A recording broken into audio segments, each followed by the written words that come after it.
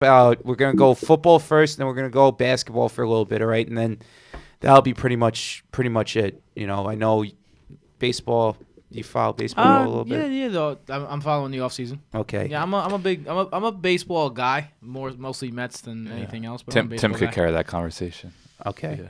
All right. So we'll talk the three sports, and then that'll be it. All right. Sounds good, man. So it's gonna be awesome. Today's gonna be awesome. I can't wait for this. This is gonna be great. Let's do it, man. Been waiting for this for a long, long time. Alan knows. I haven't seen you in years. Yeah.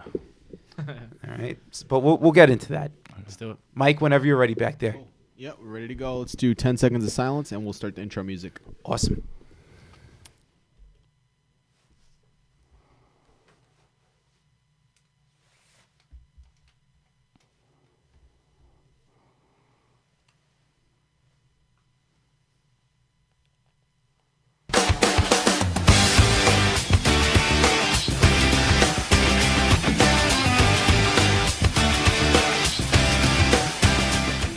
And welcome back to another edition of On the Board Sports. I am your host, Will Chiarucci, a.k.a. Will C, coming to you from Gotham Podcast Studios here in Manhattan, New York. And I'm joined by the wonderful Mike Ortiz, controlling the ones and twos behind the glass here at Gotham. He's giving the thumbs up. He's a great guy. And there's a lot of squalls going on in the city of New York on this hump day, but that's whether here nor there. We're here right now talking sports, and I want to talk to you about today, and joined by my wonderful co-host, Shawn Thomas, a.k.a. Shawn T, over the phone. Shawn, how are you? Well, I am doing well, but Will, you already know what time it is. Only one living thing is better than me and you on a Wednesday, Will. Do you know what that is? I know what it is, but I want you to say it just because. What is it, buddy? It is a camel on hump day, Will. That's the only living thing better than me and you on a Wednesday. How are you doing, sir? I'm doing good, man. Can't complain. Lots to talk about here today. But before we go into some topics today, I am joined by two very special guests in studio, and they know each other pretty well. Joining me in studio is the co-host of the Veterans Minimum podcast, Alan Strk, and from the Broto Fantasy podcast, Tim Petrop. Gentlemen, how are you? What's up? Thank What's you for up, having man? us. How you doing? I got to give a little yay for those people Yeah. who are familiar. That's it. We're excited, man. Excited. This is a nice place. It's cozy in here, man. Got the whole setup in here. Let's do this. That's I'm ready what to go. Gotham is all about, being cozy and being comfortable. That's the main thing. That's so it. they do a very good job of that here. Gentlemen, like I said, before we get into the sports topics, I want to know how you guys got into sports, number one, just playing sports in general, and how you guys got into your podcast. Alan, I know you from the neighborhood. We grew up together in Whitestone. It's about a 3-year age difference between us, but we know a couple of heads that that brought us together in this fabulous game called life. And I know you're a Falcons fan, so we'll start off with you. How'd you get into being a Falcons fan, number one, and number two, how'd you get into doing what you're doing right now? So my brother grew up a Vikings fan, and I remember I was 4 years old, or not 5 years old, because the NFC Championship. It's the 98 season going to the 99 season, so it's Falcons-Vikings NFC Championship. And even though my brother and I are best friends, we try to support each other. I don't know why. Like when the Vikings collapsed, I just enjoyed it. And the Falcons pulled through. They did the Dirty Bird dance, Jamal Anderson, Dan Reeves. Then I remember Super Bowl was like the first full game I watched. They got blown out by Denver. That was John Elway's swan song. And since then, I just, between the Vic era, then now Matt Ryan, I just kind of stuck with it. So that's kind of like where I got this, I guess, fandom, and then eventually transitioning into the media world. Just started doing podcasts with my buddy Aaron Freeman at the Falcon Fans podcast in 2013, then eventually transitioning over to Falcaholic in 2015, just steadily looking to evolve and progress. And then now it's just, I've been there for almost 5 years and still staying steady with the podcast, where I was avid for a little bit just because I think you can't really force it when it comes to podcasts. You either have chemistry with someone or you don't. So that's kind of like why, now I'm going to Veterans Minimum with my buddy Nick Deas. It's just finding that comfort there. So that's pretty much my whole story when it comes to sports. It's primarily football. I do love basketball. I do love MMA, soccer. But football, I always consider number one. I always remember my lasting image of you would be you at the NFL draft, right? And you would be wearing your Dirty Bird stuff. I was like the last, your Falcons jerseys. Yeah. You know what I mean? I remember you just like, let's go Falcons whenever they draft somebody. That's what I remember you the most, Alan. And Tim, how did you get into what you're doing right now? So my fandom started with the Mets. I used to stay with my grandfather during summers, and I used to lay on his belly and watch the Mets games. So that's it's the Mets hold a close place in my heart. For football, it's funny. We got into football at the exact same time because remember we said the Broncos blew them out in the Super Bowl. Yeah. They beat the Jets Boomer, in order right? to get there. Yeah. Right. So Vinny that was Testaverde. Oh, wasn't Boomer it was Vinny. Esiason? It was Vinny. It was Vinny. It was I Vinny. think Boomer And Esiason. that was our first. That was my first experience. Like I went to my uncle's house. We all watched the game together, and that's the day I became a Jet fan. I should have known that it was going to be a whole bunch more heartbreak from that moment on. But yeah, ever since I was a kid, like when I was like 11 years old, I would have a newspaper in my hand every day. I would read the sports page from front to back. So I always wanted to be a journalist, sports journalist. I went to school for sports journalism. I hosted my own show on WBMB, which was the Baruch College radio station. I was a sports editor for my college paper. Unfortunately, I graduated in 2011, which was the height of the recession. It was also like it was like the time where media was starting to transition. They didn't really know what was going on, and it was kind of a natural evolution with media because it went from the newspaper and the print industry into the digital industry, and it was not an easy transition. It was a very rough transition. So I had a job at the Daily News, and then the Daily News laid off half their workers, anyone who didn't have 10 years experience. I was one of those people. So wrote articles here and there, and then Joe Santagato, shout out Joe Santagato, came to me with wanting to get involved with his website called You Got Put On. That kind of fizzled out because not a lot of people had the writing experience. But I always had that yearning for talking on the mic. I feel like that was where I was very comfortable talking on a mic. I also do some music. So a mic in front of my face I'm very comfortable with. And we started a podcast, Veterans Minimum. I did that for 4 years. Like Alan said, Alan and Nick are now holding the flag for Veterans Minimum. And I've transitioned to another one called the Broto Fantasy Football Podcast because, I'm more of a football guy more than anything now. So just concentrating on football and doing it with my bros and making some moves. We've got a website, brotofantasy.com. So if you're a fantasy football player, check it out, man. Absolutely, guys. You guys have worked hard. I know Sean is a Titans fan. So it's a funny story with Sean and I. Sean, I'm going to explain this to the guys here because I know you'll agree with it. We met at Nassau Community College back in 2010. He was at the radio station there doing his thing with David Goldstein. David Goldstein was the sports guy at Nassau. And, I came onto the show. Sean and I and David, we had great chemistry. And then 2 years later, things kind of, we had to split because of what I got called up for a Local 3 apprenticeship program. I went. And about 6 years later, after that, I got out of the apprenticeship program, passed it, had my whole journeyman's card, everything like that. But I still loved sports, and I still followed David and Sean. And when Sean had posted something on Instagram about how he wanted to get back in the radio, I said, oh, okay, let's do something. And I was the only one to message him back. And about a year and a half later, here we are at Gotham. Here we are talking to you guys about sports, and it's really interesting. It's a really interesting story. Hell yeah, man. That's the short end of the story, But it's been a year and a half of good times. And the funny thing is, like, that post got like 100 likes, 120 likes. I'm like, okay, great. Like, somebody's going to comment, like 10 people are going to say, yeah, Sean, let's do it. And guys, Will was legit the only person that said, yeah, let's do it. And Will, man, I believe in faith, man. So I thank God for you. And, we get a chance to interview awesome folks like Alan and Tim. So yeah, thank you for being the only person to say yes, man. Yeah, dude, anytime, man. Sometimes it all takes is one. They say whatever you believe in, God, Allah, the universe, whatever it is you believe in, he/she/ whatever you think works in mysterious ways. It does. Really does, man. Let's move on from how we all got together and everything like that to the actual sports world right now. And it's funny how things work out, right? The NFL, the season is rapidly approaching its ending, and the playoffs are about to start up here. We're only in week 16 coming into this season right now, and there are still a lot of mysteries right now that still need to be figured out. What's going on with the Patriots right now with them? That's the perfect example.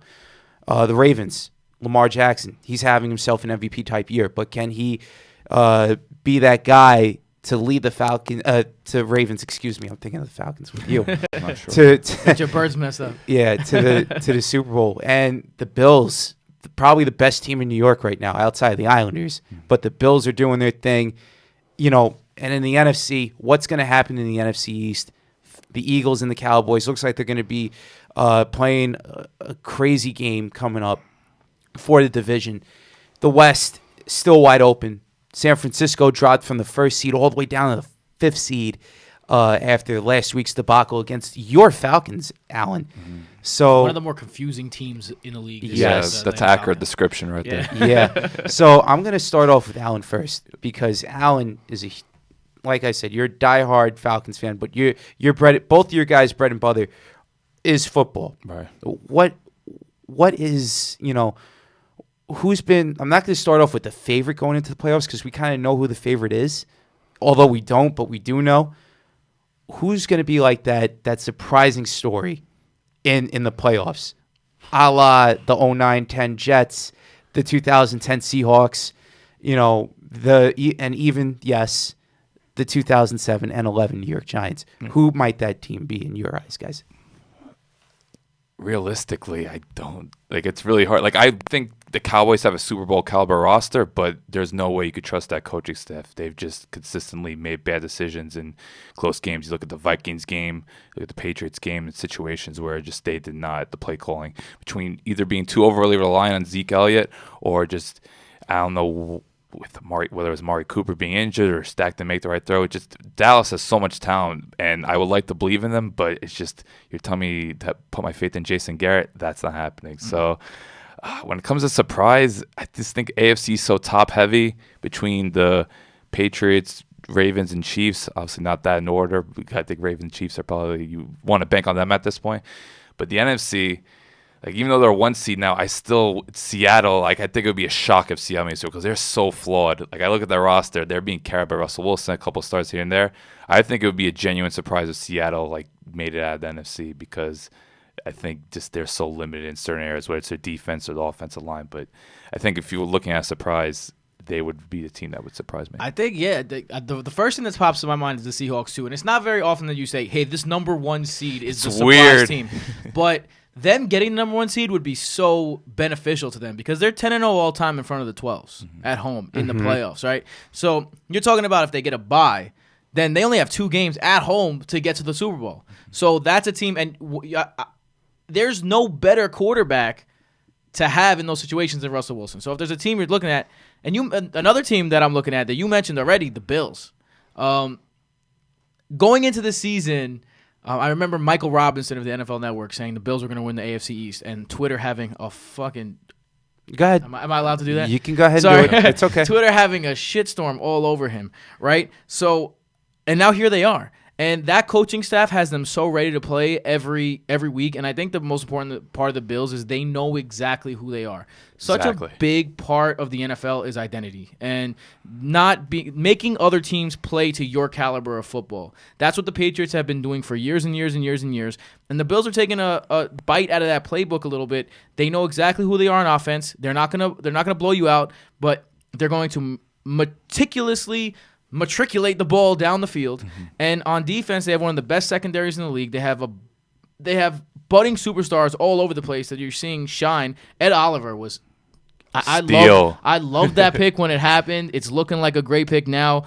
The closest thing to Aaron Donald that you can get that's not Aaron Donald. So I think the Bills have a shot to make some noise as a surprise team that might make a run, especially because the AFC is top heavy. But if Lamar Jackson has a bad game, are the Ravens guaranteed to win a game? I don't know what they are. If the Patriots, they can't score, and then the rest of the AFC is kind of like the Chiefs. They have their flaws. Yeah. They're flawed teams there, so the Bills might be able to make a run. Absolutely. Shawn, I know you want to dig in on this because I know your Titans are literally right there on the cusp of doing something pretty good. Even though the numbers might not dictate it, they're on the cusp of doing something good, trying to get into the playoffs and trying to make something happen out of nothing. That was a brutal loss on Sunday because we play the Saints Sunday coming up, and the Saints are still trying to win games to either get the 1 seed or the 2 seed. So, and then week 17 we play Houston again. So that was a brutal loss. Not looking good for my team. But if I had to pick one team, well, to answer the question, it would be the Chiefs, because the defense is playing way better than it has outside of a couple games. And outside of Baltimore and the Cowboys, I believe the Chiefs are still top 3, top 5 on the offensive side. So they're still going to put up points. Defensively, that switch to the 4-3 was the right move to make. And I knew that the Frank Clark trade would help them, and it has. Tyrann Mathieu, the free agent, getting him, that has helped. And I think because of the way that the Ravens are playing and the Patriots, so on and so forth, I feel people are forgetting that at the flick of the wrist, well, that's a basketball term, sorry. But I believe people are forgetting that the Chiefs are still a pretty good team. Now, I know Andy Reid has the worst luck. He has terrible luck. But it won't surprise me if this is the year, because the Chiefs went on the road. They beat the Patriots on the road. And one of the 2 losses the Ravens had did come to the Chiefs. So they've proven that they could beat 2 of the best teams in the AFC and in the league. So, well, it won't surprise me if the Chiefs make that run, because they're going to score, and defensively they're not giving up as much points as they have. And I think depending on who they play, they just may be able to get their way in. Plus, I picked them to play in the Super Bowl, so I'm kind of hoping that my pick looks right, if that makes sense. Yeah, no, it does. It does help you out in a sense, But also, too, picking up Terrell Suggs from the Cardinals helps. Yes. Big pickup. Yes. Huge pickup, I think with the Chiefs, my real concern is their running game. And just their offense in general is not nearly as explosive as it was last year, because you're talking about some injuries on the offensive line, and then you're also thinking about, like, last year when you were looking at Chiefs in terms of fantasy, right? You're like, yeah, I'm just picking up Chiefs, and I'm trying to start whoever's there. They're running. It's not like that this year. It's basically Tyreek Hill and Travis Kelce. So their game has become very one-dimensional.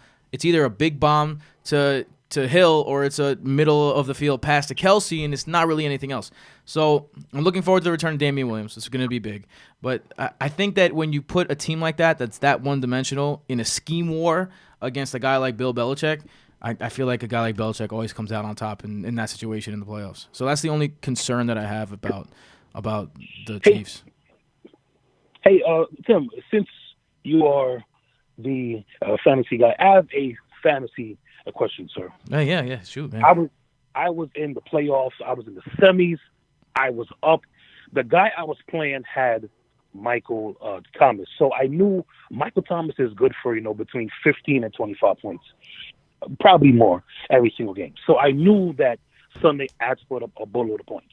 I was up by 30 by the time the 4 o'clock games started. And all he had left was Michael Thomas.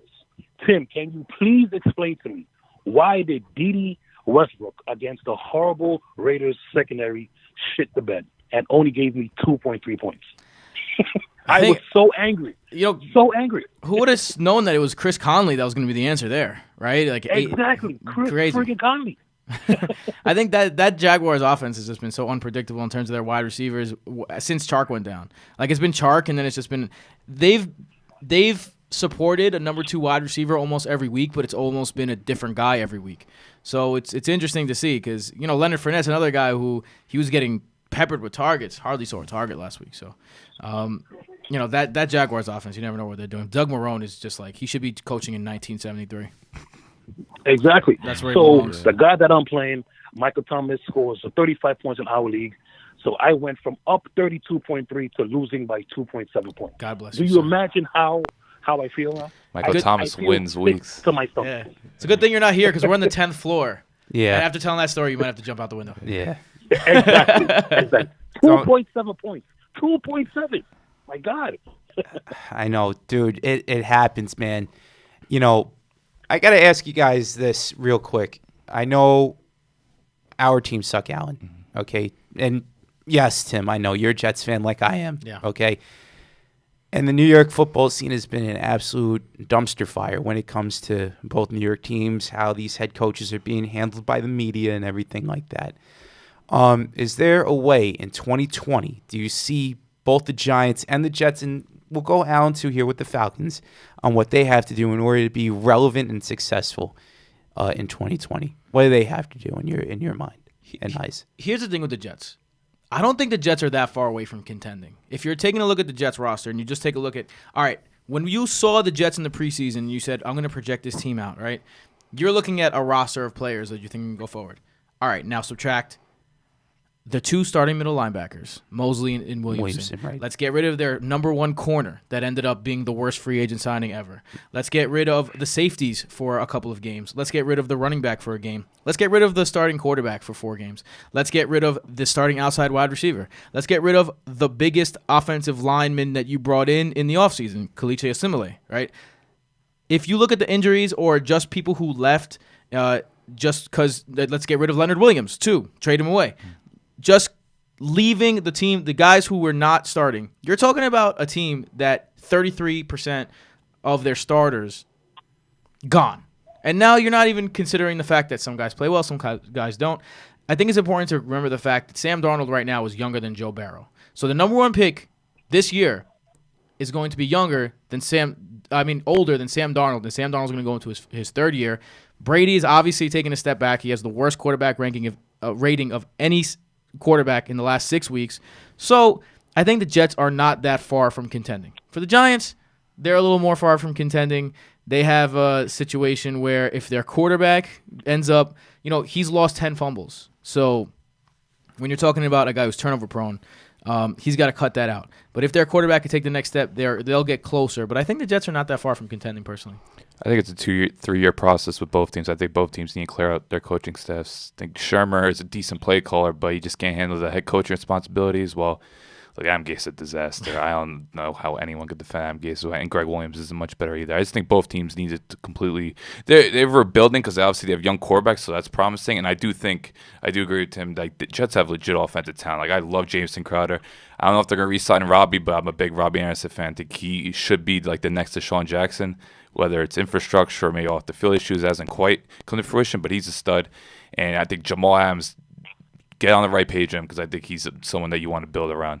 So they do have talent. I just think coaching-wise, especially in this league, your coaching needs to be on point. You need to be disciplined. I just see both teams right now. The Giants' defense is so slow, and they have no playmakers, and it's hard to trust Gettleman and just his thought process. So that's an issue. And with the Jets, I just think defensively, they haven't had an edge rusher in years. That's something they got to address. So I think both teams are just significantly flawed. I think it's going to take 2-3 years before we'll see either of them in the playoffs. The Jets haven't had an edge rusher since Jonathan Abraham. Love me some John Abraham. Well, we all know that he had the great career with the Falcons, but many people also forget too that draft pick that they got back in return was for Nick Mangold. Wow. Yes. Okay, I totally forgot about that. Yes. So that really helped out their offensive line situation. John Abraham made 20 years impact with the Jets. Yes, he did. Got it like that. Yes, he did. 100%. Yeah. Alan, we're going to stay with you here for a second too. The Falcons. Yeah. How do they successfully try to get back into contention in 2020? NFC's so crazy because this year, even though the Rams are kind of flawed, it's crazy that the Rams are most likely not going to make the playoffs. And the Rams, look at the star power they have. And then either the Cowboys or the Eagles aren't going to make the playoffs. Like, the NFC is just so crowded. I think when it comes to Falcons, it's a 50-50 thing with Dan Quinn. Ultimately, I do think he's going to stay, which is crazy because I think being 1-7, you probably should have been fired. But I just think there's a rapport there with him in the locker room and Arthur Blank. I think with the Falcons, it's kind of been the tradition for years, just continuing to improve in the trenches because there's so many good teams in the NFC in the trenches. You look at what the Niners have built. You look at the Saints have built. Also the Eagles, even though they might not play the playoffs. And the Cowboys, of course. There's just so many good teams that have those lines that just dominate you up front for all of Atlanta's star power offensively. And they got some great talent defensively. Just in the trenches, they consistently get manhandled. So I think that's probably the biggest prerogative going forward. And I think just consistently, it's all about the draft, really. Like, everyone wants to talk about how do you build. You have to build through the draft. So I think Atlanta getting that second-round pick for Mohamed Sanu, which is looking like an absolute steal right now. Sanu doesn't look healthy, kind of looks old. But, yeah, I just think with the Falcons, improving the trenches and just continue to build through the draft because they're only a few pieces away. But it's just the NFC is so crazy. Like, you have to be on the top of your game. If you don't win 11 games in the NFC, be prepared unless you play in the NFC East because that's the luxury. It's funny you say the draft because you see the Patriots starting to slip, and you realize that even a team that has their shit together that hard, they've blown some draft picks the last couple of years. Sony Michel and N'Keal Harry hasn't done much. Isaiah Wynn at the left tackle position hasn't been healthy, and they haven't been able to get production out of their first-round picks, and they've suffered because of that. The Harry pick's looking rough because you look at the receiving class right now. You got McLaurin, you got Slayton, you got A.J. Brown. Like, you have so many studs. Metcalf, Deebo Samuel, and the Patriots draft the one guy that doesn't really do much. Like, there's no standout quality in watching N'Keal Harry. All these other receivers I mentioned, they do something extraordinarily well. So, yeah, they definitely missed that one. And they got fleeced in a trade. You don't see the Patriots get fleeced in a trade often. Yeah, especially when you look at Sanford and Emmanuel Sanders. They got, a fifth-rounder? I think a lot of people would take Emmanuel Sanders over Hamilton Hill. So. Facts. Yeah. Absolutely. And you look at the Patriots right now and what's been going on with them with the whole – another cheating allegation with them, guys. Another cheating allegation. Tim, I know we're Jets fans here, okay? Having to see Deflategate and Spygate and now this gate with the Bengals, it's like, dude, what – I don't get it. I really don't get it. Is it something that's like maybe that's why they've been successful over the past 20 years? I know the do your job mentality and the next man up mentality for the Patriots, but it's got to play somewhat into effect now with this, right? Everything adds up, right? Yeah, I mean, look, I was on the Patriots side, believe it or not, up until Jay Glazer on Sunday showed what the Patriots camera guy was taking video of. Right. And his excuses, like you saw the video, Yeah. that was an insane video. Yeah. And he had 8 minutes of the Bengals sideline in their substitutions. That's not a coincidence. That's not a guy leaving the camera on. Like, he's recording the Bengals sideline. And it's coming at a time, too, where the Patriots are struggling. And a lot of people are blaming a lot of things for the Patriots. Like, oh, yeah, they have this injury, or Tom Brady's too old, or they have no outside weapons. And all that is true, but during the Patriots' reign, all that stuff has been the case before. The only difference is since 2009, they've had a nightmare matchup in the middle of the field that has taken safety's attention every single year, and that's Rob Gronkowski. And I don't think people really properly estimated how much his loss was going to affect the Patriots. Couldn't agree more. Because that's even when he wasn't successful, that's a guy that you have to double in the middle of the field every single time. You can't single him with a linebacker. So now that safety's free to roam a little bit, and Belichick looks a little like he's not the chess master that he used to. Like, he looks like he's playing electronic chess now, almost. Like, he knows the pieces, he knows how to move them, but he doesn't really know how to play the computer yet. Against other people, he could look in the eye, it's fine. So it's interesting to see what he's doing to get that extra edge. And look, if the Patriots get caught with this, man, like, when does a reputation get tarnished? Because no one seems to care about Spygate. No one seems to give a shit anymore about Deflategate. When is it time to say, hey, this is a cheating franchise that cheated, and that's just the facts, and do something that maybe take a page out of the NCAA's book, which if you know me, you know that I don't want to take any pages out of no NCAA's books, but maybe take a page and say, hey, these championships you got, these accolades, maybe you asterisk them, or maybe you take them away. Because they've taken first-round picks before, but clearly that hasn't taught them a lesson. Right, because they had another one that year. Yeah. I forgot what's draft, but I remember they got their first-round pick was just, it's like, no, there clearly needs to be more stricter punishments. That's what I think. And $500,000, which is, Robert Kraft shits $500,000. They could sign another kicker that they've gone through Nick Folk, I think, is not a kicker. I believe so, right? Yeah, he is. Yeah. Robert Kraft spends $500,000 on Asian escorts. Damn, throwing shots. You just took the words right out of my mouth, man. I knew that was coming. Too easy. Go ahead, Sean. I know you want to comment on this too. I mean, it's kind of like like you guys said, like they've had draft picks taken away from that fine, and they really haven't learned. So I mean, it's one of those things. But Roger Goodell and Robert Kraft, they're extremely cool. So it's almost like does Roger Goodell favor Robert Kraft? Does he favor the Patriots? I know he's tried to penalize them before, and when they won the Super Bowl, they kind of rub it in his face on live TV, blah, blah, blah. But, I mean, I think behind the scenes, Roger Goodell and Robert Kraft were cool. So that may be why, we haven't seen a severe thing come now yet. So we'll see with that. In terms of the Giants and the Jets, I couldn't agree more. When I learned that the Jets hired Adam Gase over Mike McCarthy, I was like, this is why they are the Jets. because you do idiotic moves just like that. So I'm not surprised. Yeah, they've had guys, get hurt and guys get cut and traded, blah blah blah. But I mean, at the end of the day, if you had to tell me, okay, a guy that worked with Ryan Tannehill and didn't win anything, a guy that worked with Aaron Rodgers and won a Super Bowl, which one do you pick? And of course, the Jets are like the Mets. It's almost like just when you think they're going to make the obvious choice, they make the most stupid one. Like it's almost like both of those teams like are almost a same. So I'm not surprised that the Jets are having the season that they have, but I do also agree that I don't think they are that far. If the healthy guys come back, and we've seen plenty of teams nail a draft class, and that draft class propelled them to where they are now. A lot of people forget 2-3 years back, the Saints were like a 7-9 team, 6-10 team. The Saints have nailed the past 2-3 drafts that they've had, and look at them now. Absolutely. So if you are able to nail a draft class, which isn't an easy thing to do, but if you can do it, I think, especially with the Jets and the talent that they have, I think that in 2020 they'll be good. And the Giants, I agree, guys. Pat Shermer has to go. But I think the Giants were doomed when they took Saquon.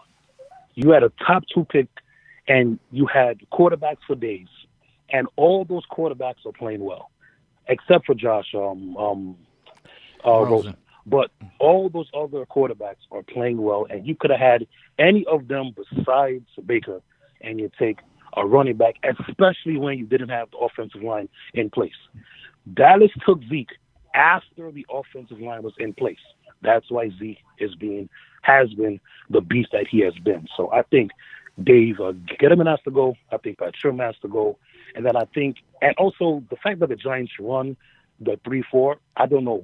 That didn't make no sense to me, and I'm not surprised that the defense past couple of years has been really, really bad. So I think the Giants just need to clean house. It's clear that Philly and the Dallas, at least for the foreseeable a future, that that they're going to be the cream of the crop, even though the cream of the crop isn't that great. They're going to be at the top. So if I'm them, I clean house. I try and get as much picks as I can, and I just start the whole thing from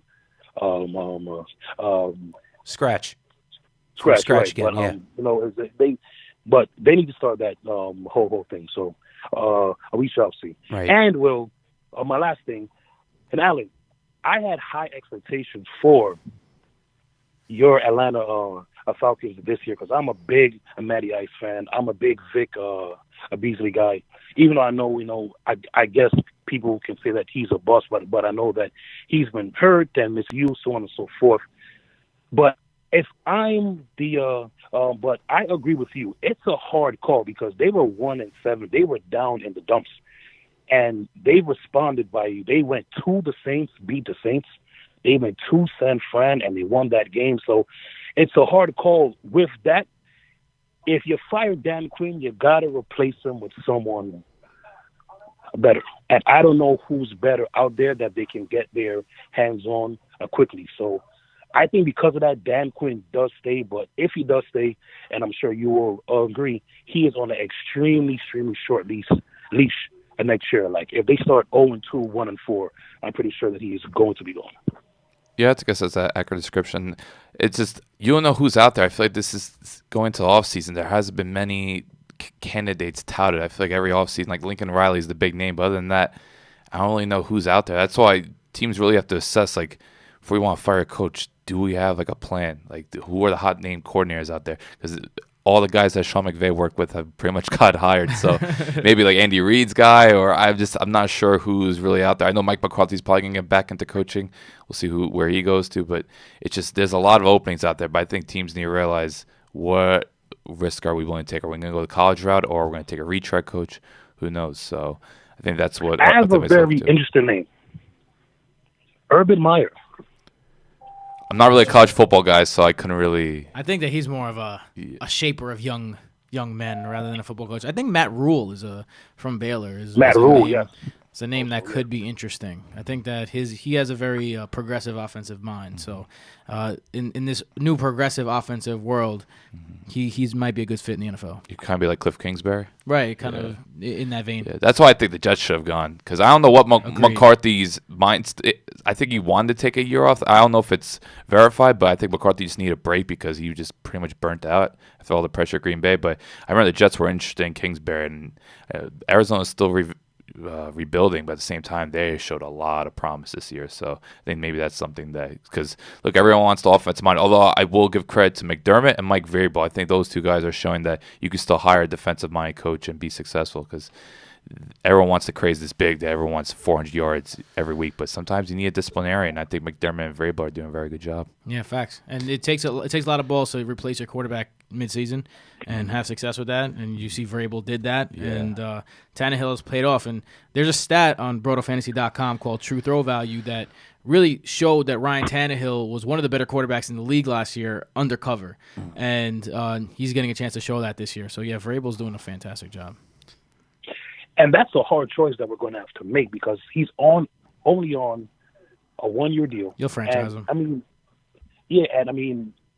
But that's hard because a quarterback class in the draft is supposed to be stacked.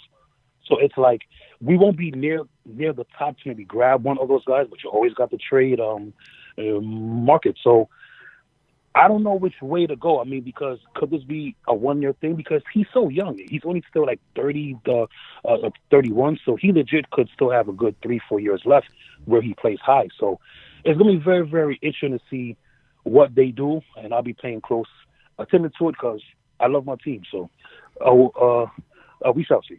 Not only the true throw values also show that Ryan Tannehill was much better than he was last year, I think that just as a Jet fan, we got to watch him 2 times a year. And I think we would both agree that this guy was much better than he was getting credit for in the media. So I think if I was the Titans, I'd go with Tannehill next year, man. Just spend that high draft pick on something else of need, maybe an offensive line piece, because that offensive line hasn't been nearly as good as expected. Taylor Lewan all of a sudden went from one of the best left tackles in the league to just being like kind of a bum. So I would definitely spend it somewhere else and maybe give Ryan Tannehill a chance. I'm a Tannehill believer. I always have been. Okay. You know, it's fun. It's funny you mentioned Matt Rule and his tie probably to Falcons. I see him more of a fit with the Giants and what the Giants can do. I mean, we've heard it in the New York media. We've heard it all over sports talk radio. Hell, even on a couple podcasts I've listened to. Matt Rule can be that guy for the Giants because of their wide receiving core in place, because of the offensive mind that he has. And there's a lot of things that can happen here too. And also, Saquon Barkley is going into a year, what's it going to be now, 3 next year? 3. Yeah, dude, I could really see that happening with the wide receiving core that's there, tight end situation that's there with the Giants, and having Saquon. The big key here is, can Daniel Jones... Okay, this is Daniel Jones' team now. It's not Eli Manning's team anymore. He'll probably retire into the sunset. Probably saw him play his last game as a Giant at MetLife on Sunday. But realistically, with the Giants, there's a lot of things that they have to cover. And with their head coaching position, I think Pat Shurmur is probably going to be done at the end of the year as well. I remember being at the Jet game when they played the Giants, and he was calling timeout with 4 minutes to go. And I'm saying to myself, like, you know, here you are, you know, you get the stops and everything like that. You want to kind of conserve the timeouts for later on during the 2-minute drive. But I just didn't understand it. And you see some of the questionable calls that he's been making out on the field, Tim. It's been crazy. You know, I really do see a new head coach with the Giants coming next year. It's interesting because Rule said he was on the Adam Schefter podcast earlier today. I was listening to it, and he said, you know, he would be crazy to say he's not coming to the NFL, but he would need a perfect situation. And when you're talking about a stable franchise with history, right? On top of that, you're talking about a young quarterback that showed promise. On top of that, you're talking about a spread offense where you could spread Shepard, Tate, Ingram, Slayton across the field, right, and have Saquon Barkley coming out of the backfield. That's a recipe that people are going to want to dip into, and they really need secondary help, and some pass rushing help. Like, that whole defense needs to really be retooled. But the offense is not the problem. Even their offensive line is decent. So That's an interesting one. I haven't thought about that. I'll be shocked if they don't get Ron Rivera. I think Ron Rivera is going to be the guy. I just think the Gettleman With the ties. Giants, yeah, yeah. I think Ron Rivera. They just need someone to build credibility back to that franchise. That franchise, look, I think they've been the worst franchise for the last 5 years in terms of records. Either them or Cleveland. I actually think Cleveland has been better than them. Yeah, So it's true. I think the Giants just need credibility. And Ron Rivera, say what you want, but he did a lot of good things in Carolina. And I think just with the Gettleman ties, I think it makes a lot of sense because that defense is arguably worse than the league. I couldn't tell you. Top of my head, like a Giants, like above average or a promising player on that defense, like there isn't anyone that stands out to me. It's really bad right now, and I know they trade away a lot of talent. And they let go of Janoris Jenkins too. Well, they had to do that at this point. Declining talent, off the field issues, however you want to phrase it. But I think either the Giants or Jaguars are going to be looking at Ron Rivera. I think those are two teams that just need desperately someone to bring integrity back. Maybe the Redskins, but I can't advise any head coach to coach the Redskins. Whoever happens to the Redskins, salute to you for having the fortitude to take that job. Facts. I don't know. I don't recommend it. I want to get back to the draft here for a second. I know my partner mentioned, and I know, Sean, you mentioned the fact that it's a quarterback-heavy draft class. Okay, Burrows is probably going to be, probably number one, maybe like a top 10 pick. Maybe Jake Fromm, right, from Georgia, he'll be up there too. And that's Tua stock has drastically fallen with the knee injury in place. Yep. So, gentlemen, I got to ask you, with the Jets and the Giants, the Jets, their offensive line is in shambles. We know this. Andrew Thomas, will he still be on the board when the Jets pick at 7 or 8? Who knows? Please, God. Yeah, I agree with you. They do need that left tackle badly. But with the Giants, too, Chase Young is on the draft board. A lot of people that have been on NFL, talking about the NFL draft, whether it be, who's the guy? Not Daniel Jeremiah, the guy from ESPN, Todd McShay. Yeah. McShay goes out there and he says that Chase Young might be a number 1 overall pick. And that's crazy because in this top-heavy quarterback draft class, Cincinnati holds all the keys for what other franchises are going to do from here on out. And could they probably address that need with that number 1 overall pick to stack a guy like, that's already has a sick defensive line in place, with Geno Atkins there. They look stout, that defensive line, when they played up against the Jets, but it's the Jets. I get it. But most of the games were close this year. Only 1 score or less. Right. And yet the record still speaks for itself. But the Bengals still need a quarterback. They still got to replace the Red Rocket. What's going to happen here? I think Joe Barrow is going to be the number 1 pick. I think it would be really strange. Although, look, Chase Young looks like a generational talent. He looks like a guy that's in the breadth of Myles Garrett. Mm-hmm. You know what I mean? Right. Except, minus that, helmet situations. But so if there is one guy to pass on a quarterback with, it's Chase Young. Don't get me wrong. But when you're talking about a guy in Joe Barrow who says all the right things, has the look of a quarterback, is mobile, has a cannon for an arm, took a program that historically has struggled in the quarterback situation, that plays in the SEC, that plays against these stout NFL caliber SEC defenses, and still put up the numbers that he did. When's the last time an LSU quarterback made waves? Like real Jamarcus? waves. Jamarcus Russell. Oh Probably. Jamarcus Russell's probably the last one that made waves, and that was in 2002, 2003? No, 2007. Was it? Yeah. Okay. Well, I got my years messed up, but it's okay. Still 12 years ago. Yeah. Right? So he takes a program that historically, and Jamarcus Russell, kind of in the same way that Burrow was, kind of a one-year wonder. So that's the one thing that you worry about with Burrow. But he's hopped around programs. So I think that if you pass on him, if you pass on a guy that's that textbook, like Sam Darnold, textbook quarterback, you don't pass on that guy. I don't think you pass on Burrow either. Yeah, Zach Taylor clearly wants a franchise quarterback. Look where he came from. He's going to run, McVay-centric styled offense. I just think when it comes to teams, like it's kind of a foregone conclusion. Like what happened to Arizona last year. Everyone's like, oh, they cannot draft Kyler Murray. Come on, they just invested a top pick in Josh Rosen. things change drastically in a year. Like, look at Arizona. They fired Steve Wilkes after a year. Just NFL, there's not a lot of patience anymore. Things, they need something to be addressed. They're going to address it, whether it takes a year or 2 years, whatever it may be. I think maybe the Lions are at the one team. Like, I was shocked to see today, like, Matt Patricia's coming back. I'm like, okay, well, that's maybe the Lions dysfunctional franchise, not the best comparison, but Right. But with the Bengals, I just think they see, look, there just needs to be a complete, not just overhaul, but they just need a new face there. They just need something to bring energy, just bring some life back to the team. They got some decent pieces, Mixon solid, and Tyler Boyd's good. Who knows what happens to A.J. Green? I think maybe he just wants to go elsewhere. But Bengals got some pieces. They just need someone.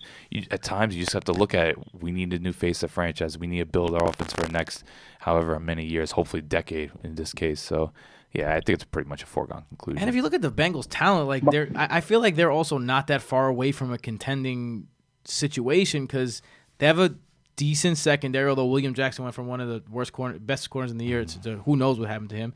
Like you said, they got a beast defensive line already. Their O-line needs crazy amount of work. Yeah, whole line's a disaster. And they lost so many games by one score. One score, whether it be a touchdown, a field goal, 1 point. They lost at least, I was looking at the stats, like maybe 5 to 6 games by at least one score. So they've been in games close, but they just couldn't close in. Hence why they're, like I said, the record spoke for itself. Yeah. It's crazy. It's crazy. My only thing, guys, is that we've seen college quarterbacks, when they only produce for 1 year, it not translate to the next. It translate. And that's my only fear with Joe, because he's a 2-year starter. And in 2018 at LSU, he was average at best. Now, I know that was his first year playing SEC. You got to get used to it. But also the talent around him this year was NFL. And LSU, on just the offensive side, may have 7-8 guys drafted, from the receivers to the tight end, the running back, the offensive line. He was playing with a lot of NFL guys. So I think he's deserving of the number one pick, but I'm very wary because I feel like in college, you got to make players around you better. You look what Jalen Hurts has done and Tua have done and some other guys. They're playing with NFL guys too, but they've made some of the lower tier guys on that team better, where it was like, I feel like Joe Burrow was giving these just talented guys, and he was like, here, just, just don't, throw the bus off the track. Last year, which it didn't do, and then obviously the guys got better from year 1 to year 2, and things just went off. So he played for 2 years, but he only highly produced for 1.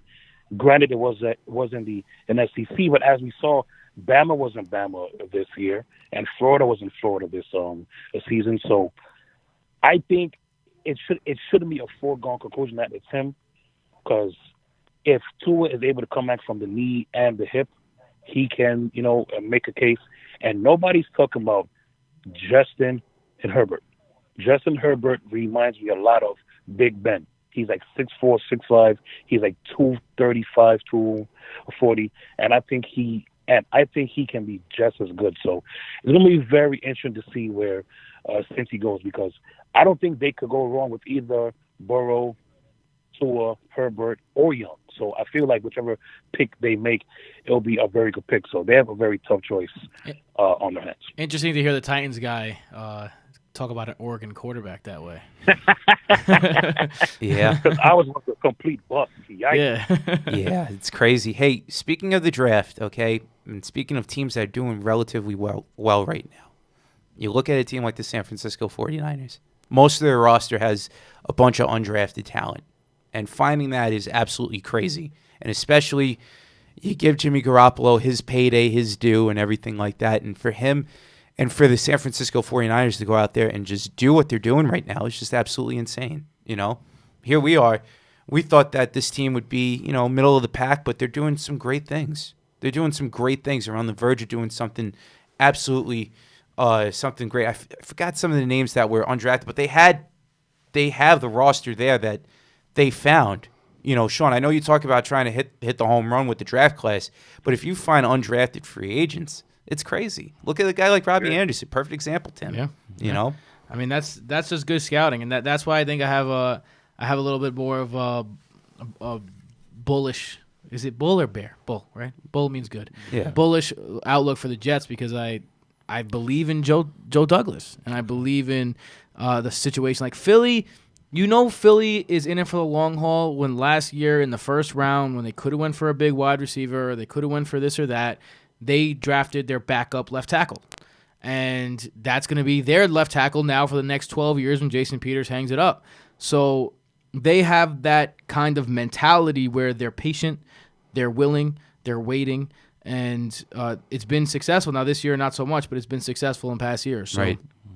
Yeah, one thing that comes to mind with San Francisco is just the fact that George Kittle was picked in the 5th round. I think 12 tight ends went over George Kittle. Now, Kittle, you could argue, right up there with Travis Kelce. It's pretty much 1A, 1B when it comes to the best tight ends. Those two are right up there.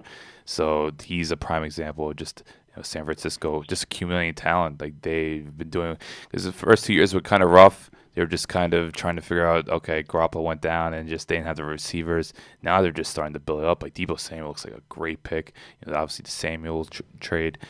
Sanders trade, and then defensively, it was a savvy move getting D Ford. I always forget like D Ford went there. I think that was a really good pick. But it's just once you have that draft capital, you just got to keep accumulating talent. Fred Warner looks like a stud. They have so much talent, especially defensively, because for the past few years since Willis and Bowman retired, San Francisco's defense has been pretty much non-existent. Now I would say they're the best defense in the league. So credit to that front office. Like it was a risk taking John Lynch. John Lynch coming out of the commentary booth, no experience, getting him with Kyle Shanahan, who yes, he's offensive mastermind, but Kyle Shanahan hasn't always rubbed people the right way. Like he's kind of in his own, he lives in his own world. Like he's pissed off a lot of people, Kyle Shanahan. But look, I think he's one of the best coaches in the league. So you put a personality like Shanahan, a guy with no experience like John Lynch, and see what they've done.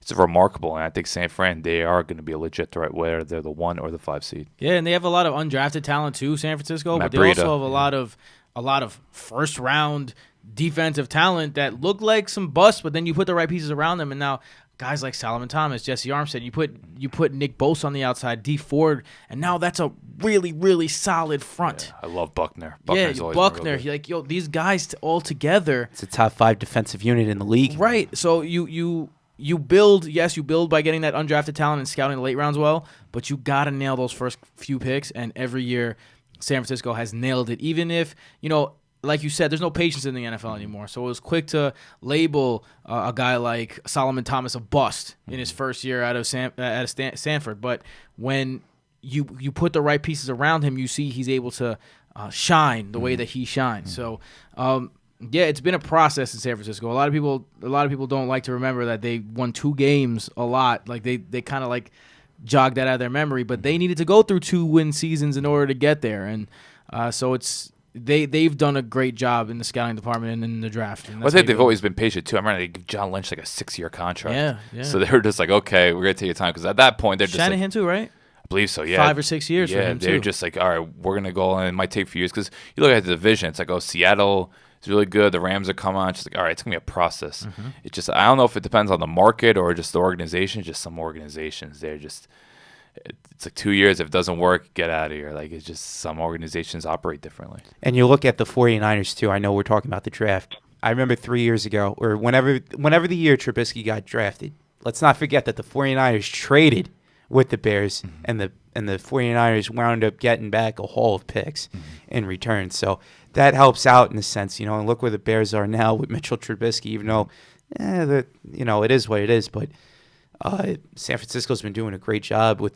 not only their scouting department and their head coaching situation, but they're just doing some pretty great things overall in general. Another reason why the Giants taking Saquon Barkley might have been a mistake, because you put yourself in that situation where you have a franchise quarterback. Andrew Luck ended up retiring, but you look at the situation with the Colts, and when they traded back and got 3 first-round picks from the Jets, 3 second-round picks from the Jets, including the 6th pick, they ended up getting Quentin Nelson, a guy they probably would have taken 3rd overall anyway, and they ended up getting 2 extra second-round picks. I believe one of them Starting right tackle, Brain Smith. Yes. And I'm not sure. Yeah, I'm not sure. Darius Leonard was a part of the trade, but I know Darius Leonard was a second-round pick, and he's a stud, one of the top linebackers. I was going to say, I think one of them came into Darius Leonard. So, it's just like... Chris Ballard knows what he's doing. That's how you do it, man. That's how you do it. Yeah.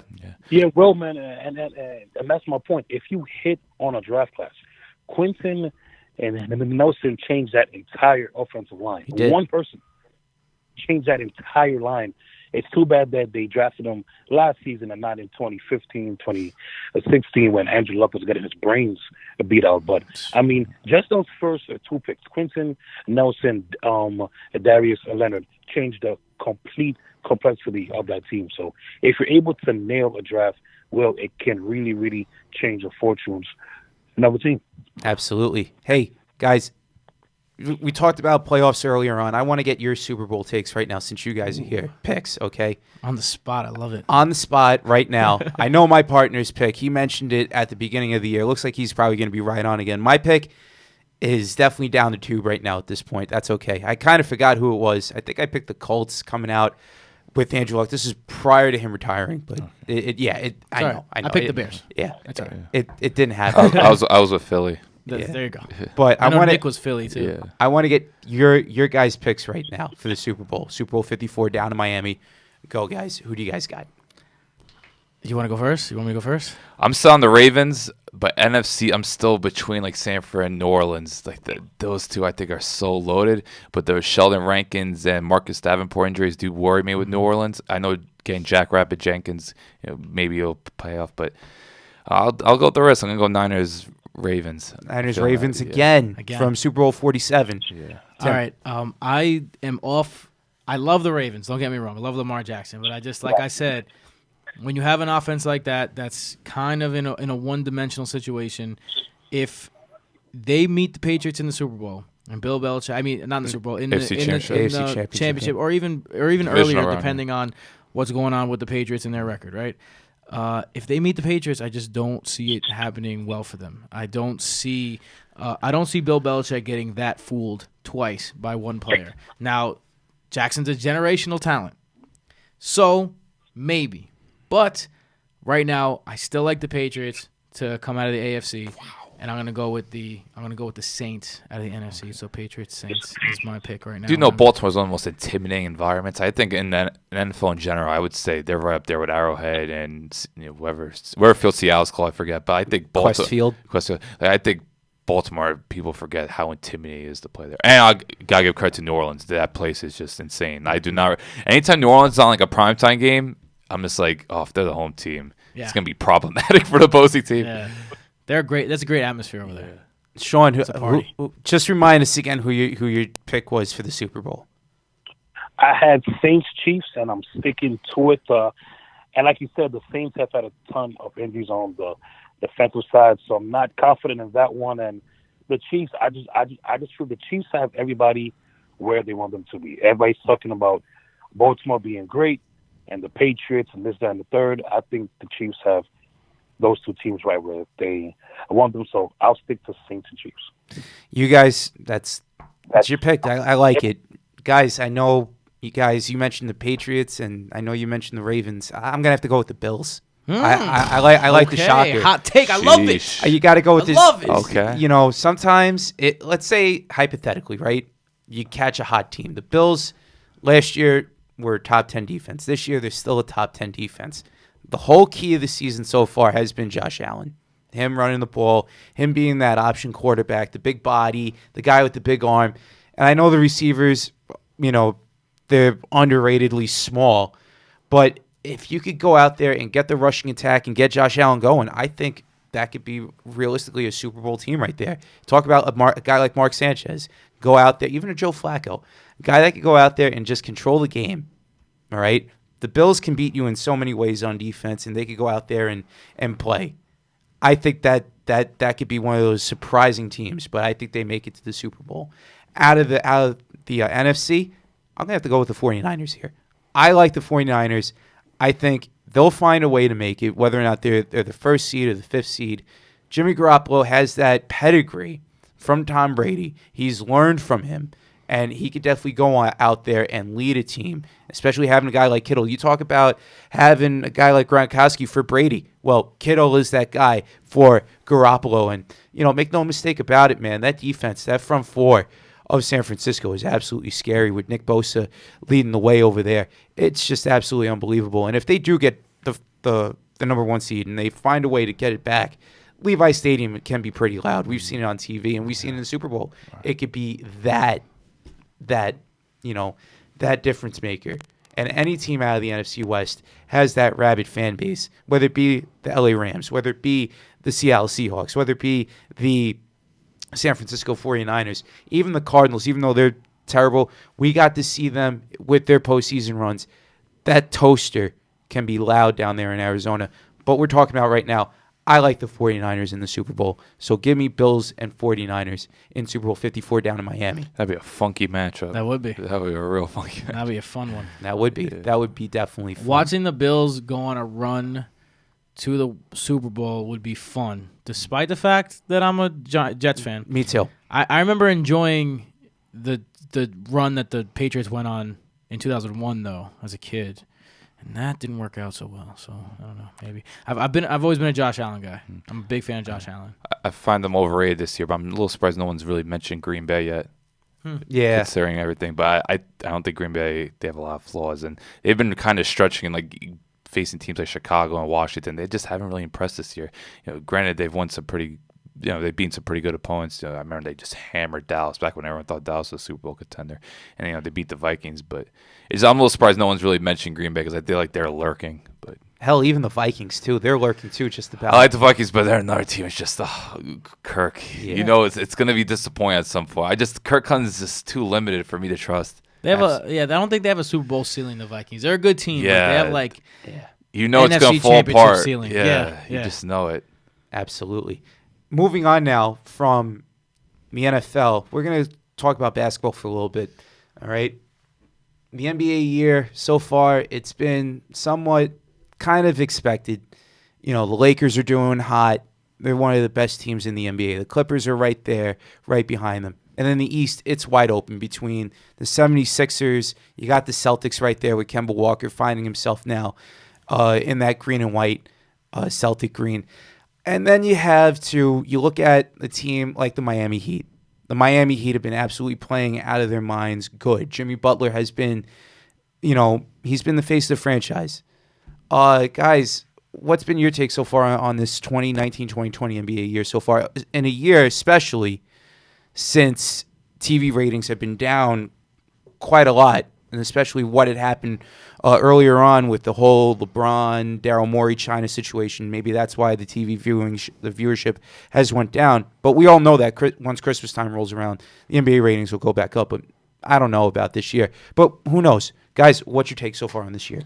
I love the variety. That's the thing that I'm most excited about because I've been kind of down in the NBA the last 3-4 years, but just the offseason, especially the Western Conference, there's just so much craziness with the Los Angeles teams.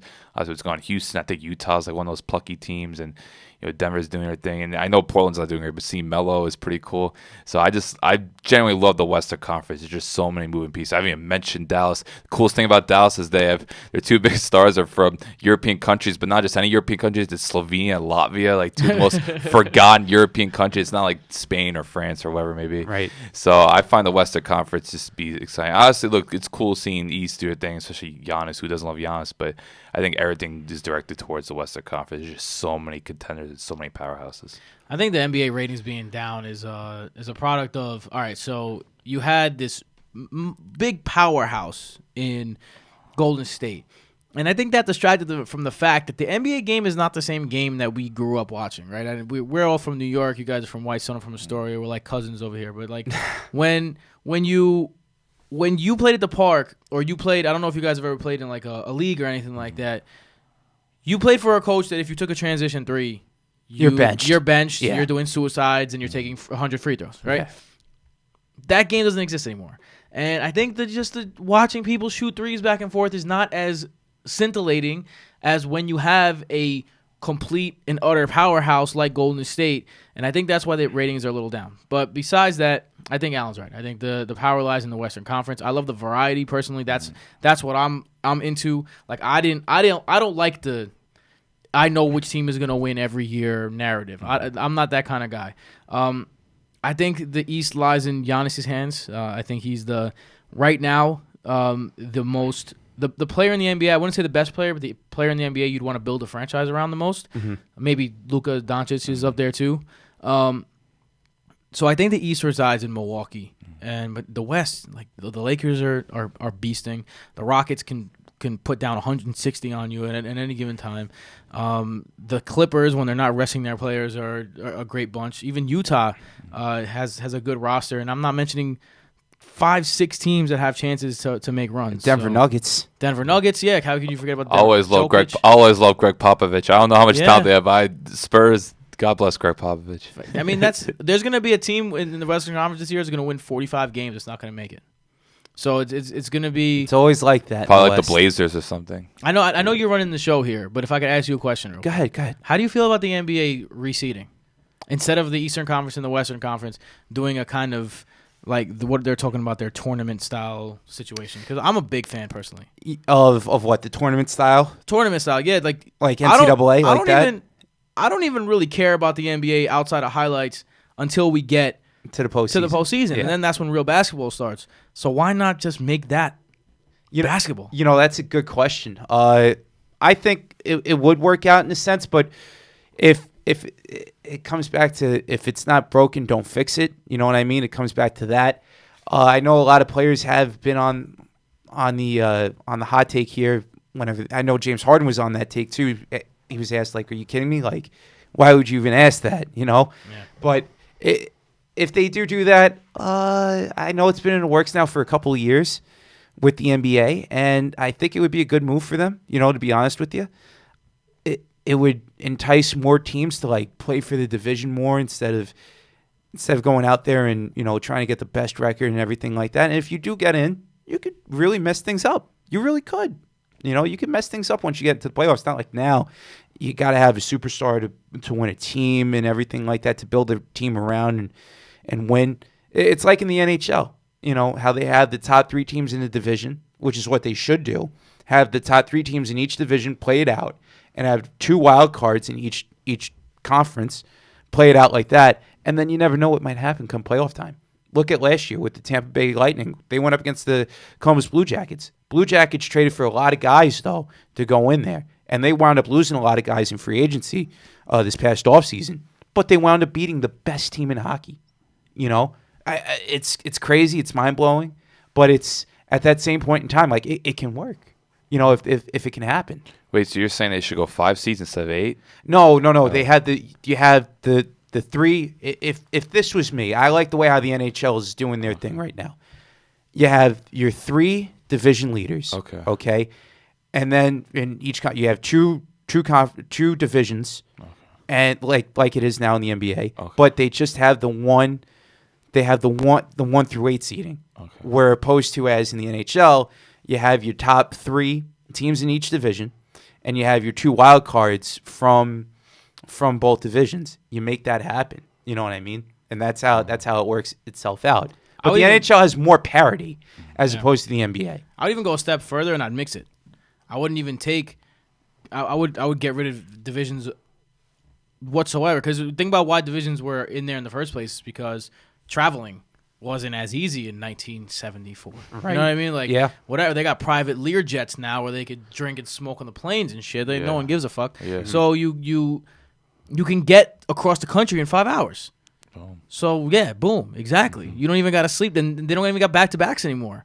So it's just, I would just get rid of it. One through, like, the 1 seed in the East, and then the 2 seed overall goes to the next, like, the Western bracket.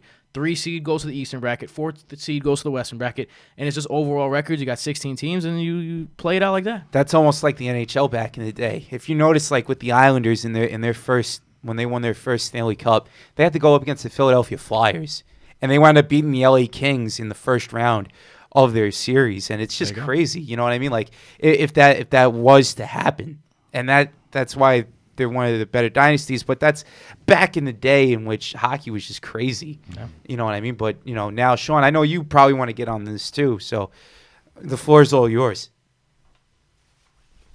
Yeah, well, and I agree for the most part. Like, obviously being a fan of the Nets, obviously the summer that we had with KD and Kyrie, blah, blah, blah, like I was ecstatic knowing that, KD wasn't going to play this year, but still, having those 2 stars come to our team. But But I feel like the last 3-4 years we knew it was going to be Golden State, Cleveland, Golden State, Cleveland, Golden State, Cleveland, blah blah blah. So it's like when LeBron left, and then but you still had Golden State, and as you guys may or may not know, when we did our NBA preview show last year, I don't know what made me pick Toronto against Golden State.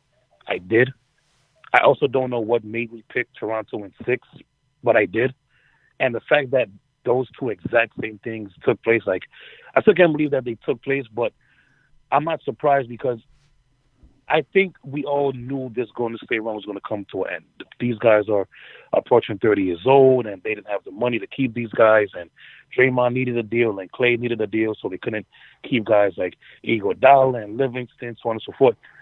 So the parity that the league now has is awesome because I think we kind of know it's like a 3-4 horse team race in the West. Obviously, Lakers, the Clippers, Denver to a degree, and Houston. But in the East, I mean, you have a legit case. 7-8 teams can come out of the East. Obviously the Bucks are the superior team now, but you got Philly, you got the Heat, you got Boston. If Oladipo comes back, you got the Pacers. I'm not going to count the Nets only because that KD is out for the year. But just the fact that we're talking about a legit 12, 14 teams that maybe can't win the championship, but can make things interesting. When over the past 3-4 years, it was legit, maybe 3 or 4 the most.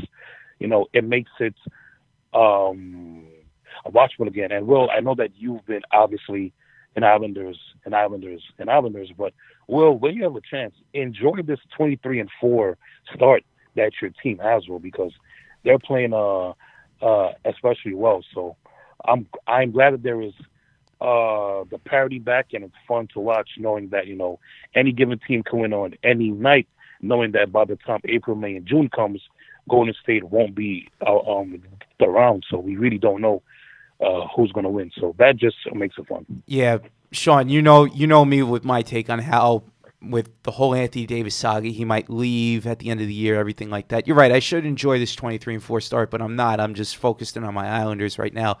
But yeah, dude, it's been a crazy year to say the very least thus far, and we haven't even talked about the Knicks. We're gonna skip on the Knicks. I know, Tim. I know. As you should. I know. Although they've been playing better. They've been playing better. They've been playing better as of late with their new head coach and Mike Miller, but that's neither here nor there. The Nets, they've been playing better without Kyrie Irving, but for those people that say that Kyrie Irving is, he's not the guy for the Nets are playing better without him. Listen, when playoff time comes around and the Nets have that record to make it in as a 6-7 seed and he's there, he could definitely be a difference maker. Shawn, I know that you know this, so it's been crazy to say the very least. Yeah, I'm not even mad that he's hurt. We have a winning record with him being hurt. So it's like, hey, why burn him during the regular season and play him, 70, 75 games? Yeah. Let him play 55, 60 games. And when the playoff times come, if we're there, he'll be ready to go. So we shall see. Yeah, man. Hey, we're going to keep it short and sweet here with basketball because I want to get Tim's thoughts right now. I know both of you guys are Mets fans. I'm a Yankee fan. We're going to make it real quick here. I don't want to talk about Gerrit Cole. I know what Gerrit Cole's going to bring to the table as far as the immediate impact. What I want to talk to you guys about right now is Rick Porcello. Sorry, Alan, I know you're not a baseball guy. I'm learning. Okay. But anyway, I want to get your thoughts on the Rick Porcello signing along with Michael Wacha coming to Queens, because it's kind of interesting in the sense now that you have the best pitcher in New York. And I'm going to say that right now because DeGrom is the best pitcher in New York up until I see a pitch coming out of Gerrit Cole's hands. Okay, out of his right hand. Well, he's gonna have to make pitches enough to win back-to-back Cy Youngs. But yeah, right. We'll keep it moving. I'm a Yankee fan. What's been your take so far on what the Wilpons have done, selling the team here to this? I forgot his name. Cohen. Thank you, Steve Cohen. Yeah. Steve Cohen. Yeah. And them getting the two pitchers on a 1-year deal right now, Porcello and Wacha. I'm going to let him start first. Look, the Mets need bullpen help. I think that's clear. The bullpen market hasn't shaped up yet. We haven't seen big-time bullpen guys on the move. We've seen some guys sign Today there were some rumors that they're out on Dellin Betances, which is disappointing. I'd like to see Dellin Betances in Queens.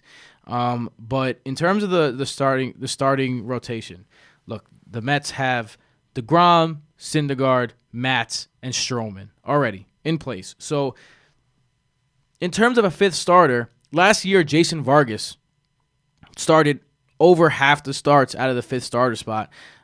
We had guys coming in from the minor leagues.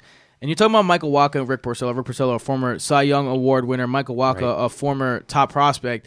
These guys both have had down years the past couple years. I think having them in on one-year deals is a extremely good idea for the Mets because they're on prove-it deals, especially Wacha, whose basically entire contract is incentives. So when you're talking about the fifth spot in a rotation that's already four deep with four aces, arguably, I would say Steven Matz probably more of a 3-2-3 kind of guy, but with three legitimate aces on it, I think Mets fans who are reasonably pessimistic, are making a little bit of they're making too much of the situation of the fifth starter.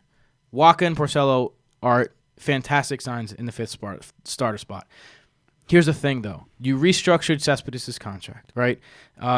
Rumor has it that you've been in talking acquiring Mookie Betts.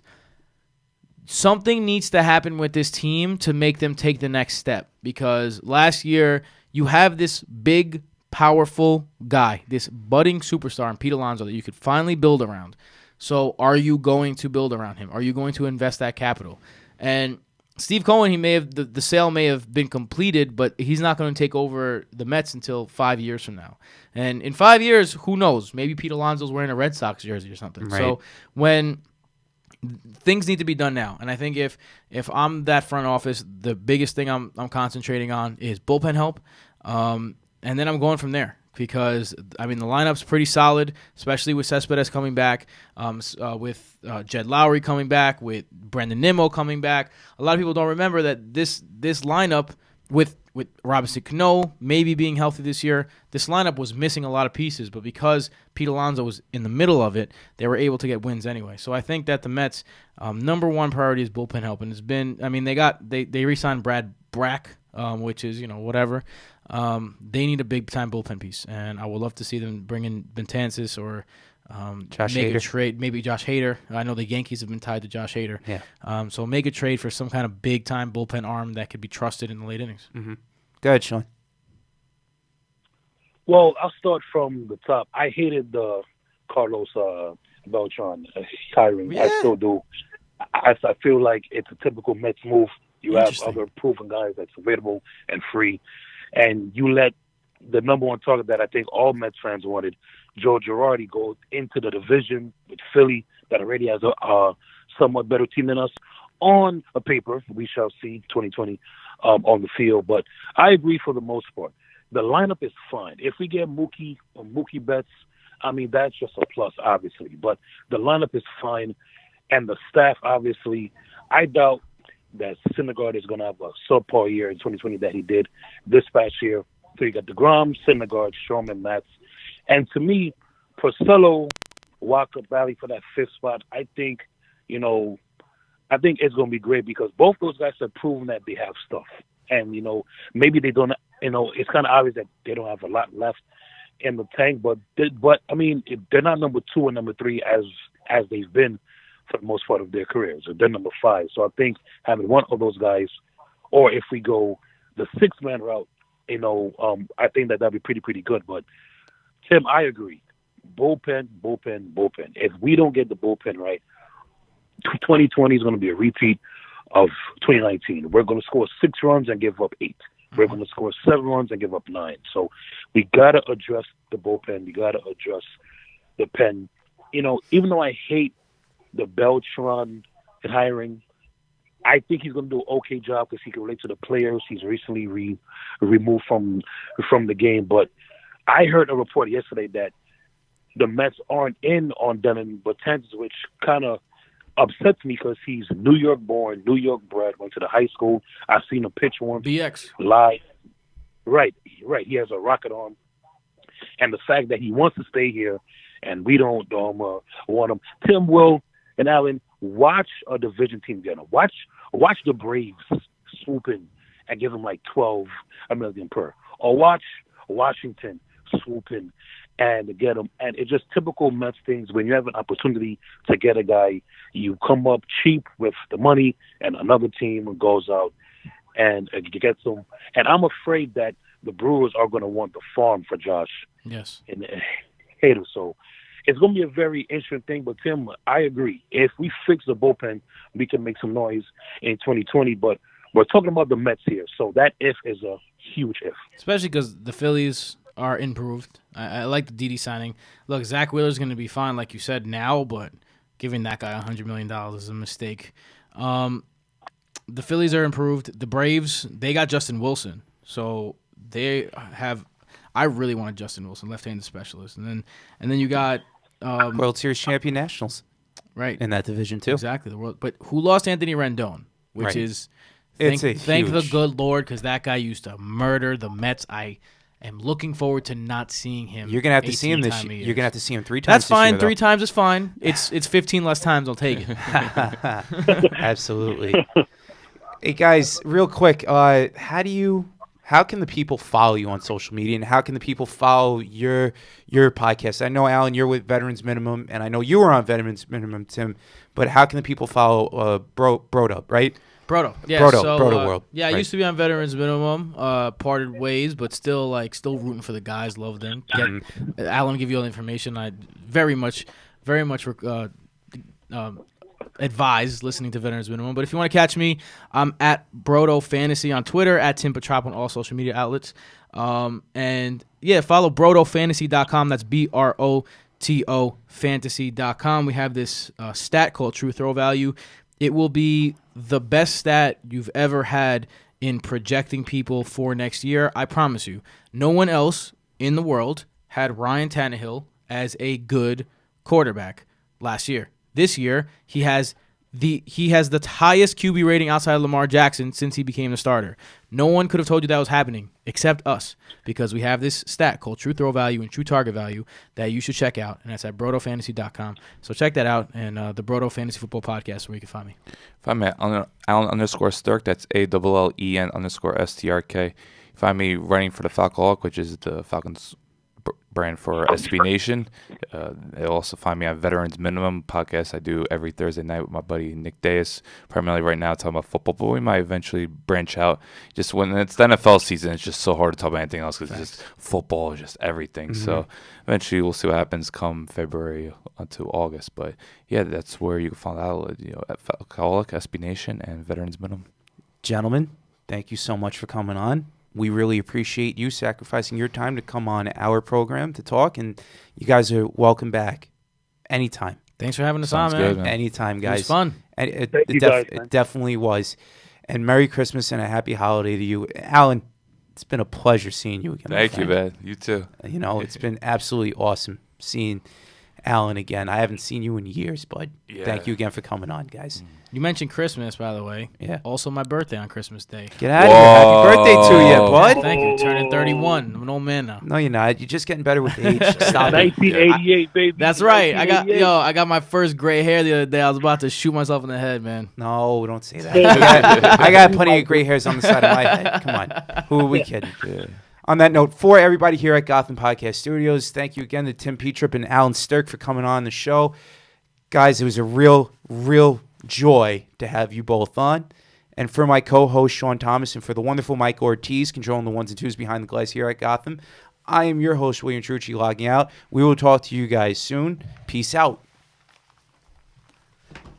Right. Awesome, guys. Yeah, good stuff, man. Pleasure, man. That was fun. Thank you. Guys are welcome back on anytime. Thanks, man. Yeah, appreciate that. Yep. I'm actually doing a little reunion podcast with VM on Saturday. Saturday. So yeah, that should be cool. Cool. Fellas, let's Especially talk on myself. Instagram. I gotta run because I got these Broto episodes to get done. Go ahead. Let's take Alan, as always, brother. Let's take a group photo outside. Sure.